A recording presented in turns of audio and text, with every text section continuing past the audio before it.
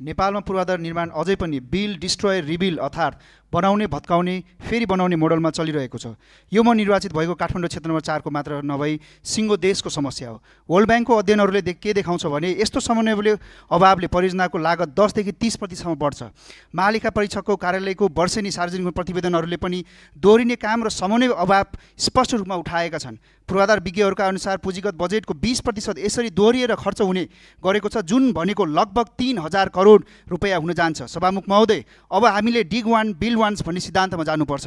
एकीकृत पूर्वाधार विकास ऐन इन्टिग्रेटेड इन्फ्रास्ट्रक्चर डेभलपमेन्ट एक्ट ल्याएर सबै निकायबीच अनिवार्य समन्वय, एउटै योजना र एउटै कार्यान्वयन प्रणाली सुनिश्चित गर्नु आजको आवश्यकता हो। सडक निर्माणकै क्रममा खानेपानी, ढल, बिजुली र इन्टरनेटको लागि युटिलिटी डक्ट अनिवार्य गर्ने नीति अब लागू गर्नै पर्छ, जसले गर्दा एउटै बाटो पटक पटक खन्नु नपरोस्। त्यसैले म सामान्य सभामुख मार्फत सरकारसँग आग्रह गर्दछु, यो ऐनलाई तुरुन्त अगाडि बढाइयोस्। समयमै पूर्वाधार सम्पन्न हुन आर्थिक समृद्धि हो।